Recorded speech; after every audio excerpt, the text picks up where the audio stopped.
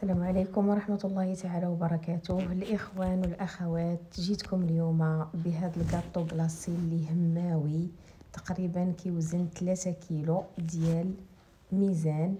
الأخوات اللي باغيين يخدموا لي كوموند على ريوسهم، ماشي بشرط في هاد الأيام هذه، يعني أيامنا دائما حلويات، أيامنا دائما أعياد، أيامنا دائما أفراح ومسرات يا ربي. كنتمنى هنا الاعجاب ديالكم هذا الكاطو كلاصي اللي جيت اليوم باش نشاركه معكم بكل صدق وبكل امانه. والفيديو طويل شويه ولكن تبعوه من الاول حتى الاخير باش تعرفوا الاسرار ديال لي كاطو كلاصي اللي كنظن ان الحلويات ما تيعطيوهاش كامله. انا شاركتها معكم بطريقتي. حاجتي هنا 3 ديال البيضات بدرجه حراره المطبخ، حاجتي 7 المعالق ديال السكر سنيده، ما يعادل كاس الا ربع ديال كاس العنبه الصغير ماشي الكبير اللي كيوزن 100 غرام، 7 المعالق ديال الحليب بارد، 7 المعالق ديال الزيت، 6 المعالق ديال الطحين مغربل 2 المرات، 2 ديال لي ساشي ديال السكر فانيلا ما يعادل 14 غرام، معلقه كبيره ديال الكاكاو المر، وجوج المعالق كبار ديال بيكين باودر اللي هي خميره الحلويات، اولا 2 ديال لي ساشي ما يعادل 16 غرام. ندوزو للطريقه السهله ديال هذا الجينواز. اول حاجه البنات انا غادي ناخذ الهاشوار، الا عندكم اي مولينكس غادي تستخدموها. غادي نضيف 3 ديال البيضات اللي سبق قلت لكم بدرجه حراره المطبخ، مع سكر سنيده 7 المعالق دائما، مع الفانيلا. غادي نطحن السوائل مزيان مزيان، عاد غادي نضيف ان شاء الله الحليب مع الزيت. من بعد البنات غادي نضيف الحليب كيف ما كتشوفوا مع الزيت، يعني انا نضيف المكونات كامله الا النواشف. النواشف غادي نخليهم من بعد، اللي هي الطحين والخميره والكاكاو. غادي نطحن ونرجع لكم تاني. دابا الاخوات كيف ما كتشوفوا طلعت السوائل. غادي نضيف الطحين، يعني 6 ملاعق كامله ديال الطحين، انا الطحين عندي الممتاز، مع الكاكاو المر ملعقه كبيره. على فكره البنات هاد النواشف كاملين راني مغربلاهم 2 ديال المرات. وغادي نضيف البيكين باودر وغادي نطحن. يعني غتقولوا الطريقه غريبه ولكن غير تبعوها وغادي تشوفوا كيفاش غتصدق لكم هاد الكاطو كلاصي. من بعد ما كملت البنات هاني العناصر تجانست ليا كامله في هاد الهاشوار. خديت هاد المول هذا المربع، هاد اللاطه هذه المربعه القياس ديال 30 ل 30 سنتي، فرشت فيها البابي كويسون يعني النوعيه الممتازه كنأكد. درت شويه ديال الزبده باش يلصق ليا، وغادي نصب فيه هاد الخليط هذا كامل على هاد السينيه بهاد الطريقه. طيب ان شاء الله وندوزو باش نجهزوا الطبقه الثانيه ديال الكيك بنفس المراحل وبنفس الطريقه. الاخوات من بعد ما كملات نص ساعه ديال الطياب، هذه هي لاجينواز كيف ما كتشوفوا، ها هي ناجحه. هانتوما غادي نشاركها معكم، شوفوا كيفاش كتجي، يعني شوفوا السمك ديالها كتجي ناجحه 100%. هذه الاولى وهذه الثانيه، ها هي كيف ما كتشوفوا حتى هي. وهنا البنات بالنسبه للطبقه المقرمشه كيف ما كتشوفوني انا خدمت الكاميرا. عندي معلقه ديال الماء هي هذه اللي كتشوفوا، هنا عندي كاس ديال سكر سنيده ضفتو على هاد المكونات، وغادي نضيف معلقه ديال الزبده. وكنتمنى انها تكون زبده احسن الا درتو الزبده النوعيه جيده، كتعطي واحد اللون زوين لهاد النوكه. كنتمناها يعني تكون جيده. وكنبقى كنحرك. صافي البنات من بعد ما دارت ليا الزبده غادي نضيف ليها هاد اللوز، هاد الكميه ديال اللوز تقريبا عندي هنا 200 غرام ديال اللوز. كنلبسها لهاد الزبده كامله مع هاد السكر بهاد الطريقه، وكنخليوه. لو تشوفوا هنايا تحجر، يعني الطريقه كتبقى مستمره.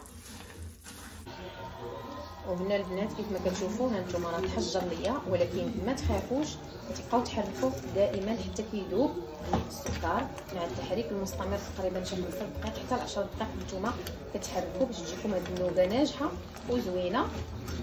ها نتوما كيف ما كتشوفوا هو برك تيذوب. هنا الاخوات درت البابي كويسون كيف ما كتشوفوا، وكتكون هذه هي النتيجه ديال اللوز اللي ولا كراميل اولا النوغا. هي هذه غادي نفرشها في هذا البابي كويسون. الا عندكم البوطاجير غادي نديروها. حنا غادي نفرشها بهذه الطريقه.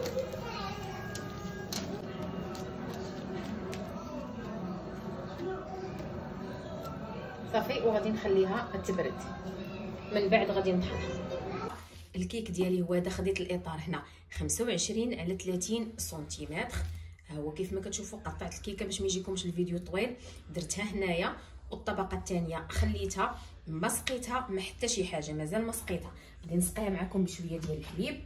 هنايا عندي الطبقه المقرمشه، ها هي هذيك النوغه اللي جهزت معكم طحنتها حتى ولات ليا هكا. ما درتهاش معلكه انا باش تبقى ليا شويه ديال القرمشه. غادي نضيف ليها عندي هنا 60 غرام ديال الفويتين. ها هو كيف ما كتشوفوا. انا بغيت هاد الطبقه تجيني مقرمشه بزاف وتجيني لذيذه وبنينه مع هاد النوغه. هنا عندي البنات شويه ديال الشوكولاط ديال الدهن. ها هو درتو في الباناغي، هو اللي غادي نجمع ليه هاد المكونات هادي اللي عندي بالنسبه لهاد النوغاتين ديال اللوز وهاد الفويتين. هذه هي الطبقه المقرمشه اللي اقترحت لكم كيف ما كتشوفوا بهذه الطريقه.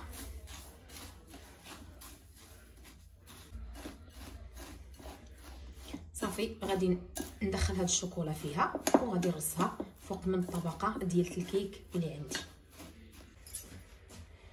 بسم الله.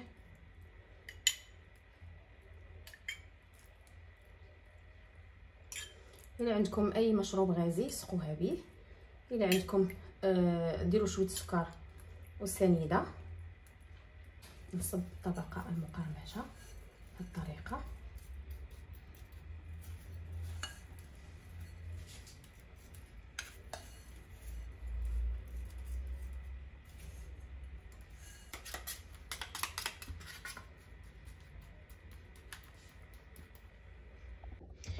كيف ما كتشوفوا البنات دابا حاطه حدايا البول وحاطه حدايا المكونات اللي غادي نجهز بها الكريمه. حاجتي لهاد الساشي هذا ديال الكريم شونتيي هذه اللي فيها 100 غرام، ولا بغيتو ديروا السائله غادي نديروها. غادي نشدها نصبها في هذا البول هذا البلاستيكي. غادي نطلعها يعني عادي. وهنا عندي كاس ديال الحليب يكون بارد كيف ما كتشوفوا راه فيه الحبيبات ديال الثلج باش تطلع لكم الكريمه وتجيكم زوينه. صافي غادي نطلع الكريمه عاديه ونوريكم المكونات اللي غادي نضيف ليها ان شاء الله.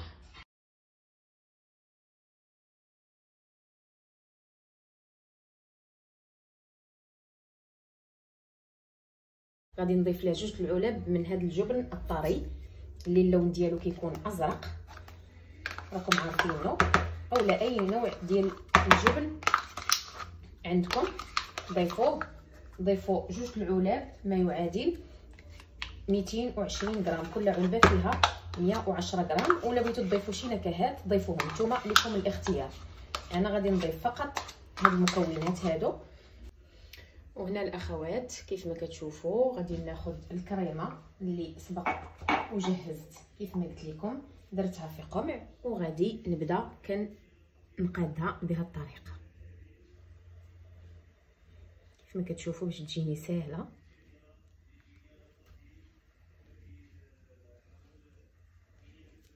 صافي نبقى بهذه الطريقه حتى نقادها كامله كيف ما كتشوفوا كنقادها بهذه الطريقه، يعني راه ساهله. وغادي ندخلها المجمد نجمد ليا شويه على ما نجهز لكم الطبقه الثانيه ان شاء الله.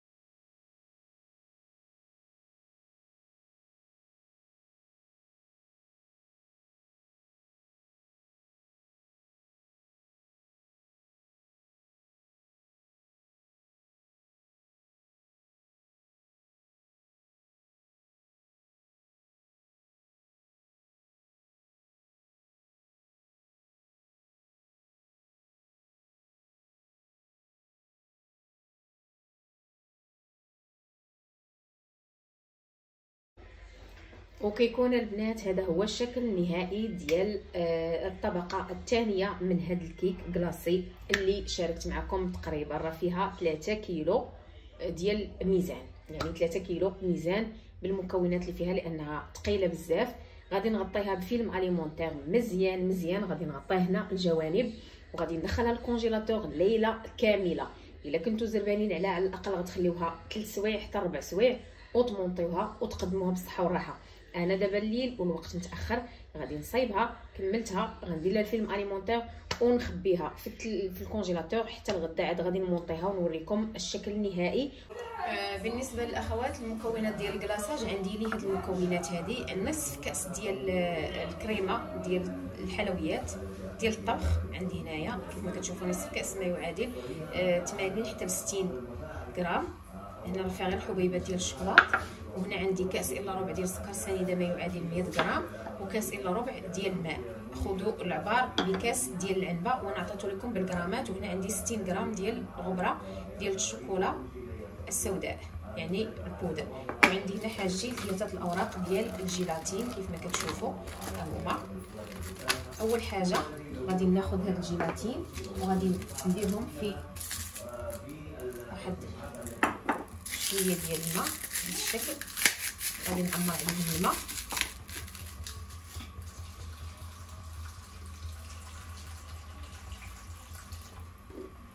كيف ما كتشوفوا هنايا اول حاجه هاد الجيلاتين هذا غادي نديرو باش يطرخ ليا شويه. عاد غنبدا في المكونات. غادي ناخذ الكاسرول كيف ما كتشوفوا، غادي ندير المكونات كامله. غادي ندير السكر، غادي نضيف ليه الماء،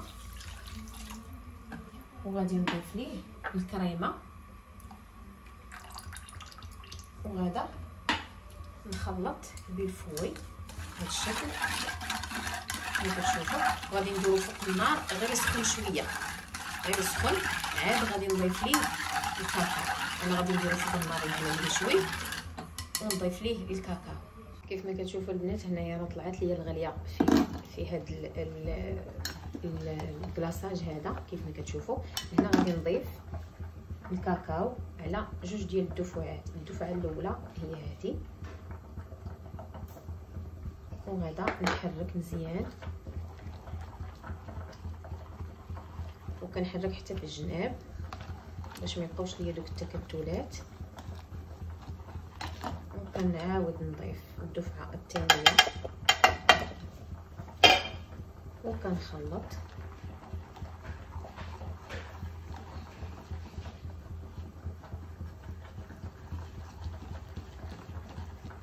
كيف ما كتشوفوا راه بان اللمعان مع هذيك الكريمه.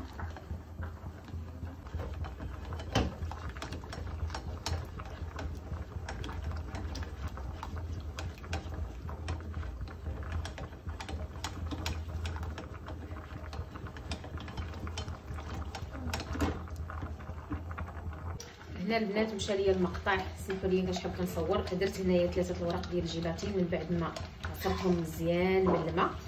هنايا غادي نصفيه بهذه الطريقه. بسم الله.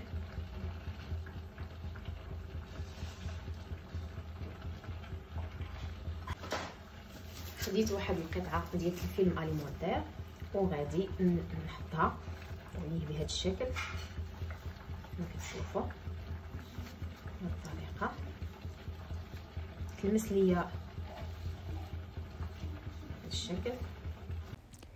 اخوات، من بعد ما دازت ليله كامله على الكيك ديالي وهي في الكونجيلاتور، طلعتها من الكونجيلاتور ودرتها في واحد الصينيه كيف ما كتشوفوا. خديت شاليمو مررته على الجوانب، من بعد ما مررته باش يجيني بالساهل وبسرعه كتمونطا ليا الكيك ديالي. خديت هذا الكلاصاج هذا وغادي نصبو بهذه الطريقه. ولكن واحد الملاحظه ضروري ضروري البنات ما تقادوا هذاك الكيك من بعد ما تخرجوه من الثلاجه بواحد السباتيل باش تجيكم مسطحه وزوينه ومقاده، ويجيكم الكلاصاج مزيان فوق من الكيك. الا ما عندكمش شاليمو غديروا شويه ديال الماء دافي في واحد طوشون وتديروه في الجناب على هذاك المول، وراه غادي يديمونطا لكم بكل سهوله. كيف ما كتشوفوا هنا صبيت الكلاصاج كامل بقاو لي هذوك الجوانب فيهم اللون الابيض ديال الكريمه. غادي ناخذ واحد المعلقه ونبدا كنهز وكنزين حتى نملي الجوانب كاملين بهذاك الكلاصاج. كيف ما كتشوفوا بقاو لي هذوك الثقوب اللي كتشوفوا الفقاعات اللي كاينين الفوق. غناخذ واحد الكيوردون غادي نتكهم مزيان باش يهبطوا، وغادي نزينها بواحد التزيين اللي هو ساهل يعني اقتصادي وموجود في اي بيت. وفي هذه المرحله هذه اللي بغيتو تكتفوا غير بالكلاصاج فقط كتكتفوا به هو، ما كتضيفوا حتى اضافات. انا ضفت هنا واحد الملمع غذائي بهاد الدوائر، خديت واحد الدائره ودرت فيها الملمع ودرت هادوك لي بيغل هادوك. وكنتمنى ان شاء الله هذا الفيديو ينال الاحسان ديالكم وهذا الكيك تنال الاعجاب ديالكم، وراها كتجي بنينه ولذيذه لذيذه لذيذه بزاف.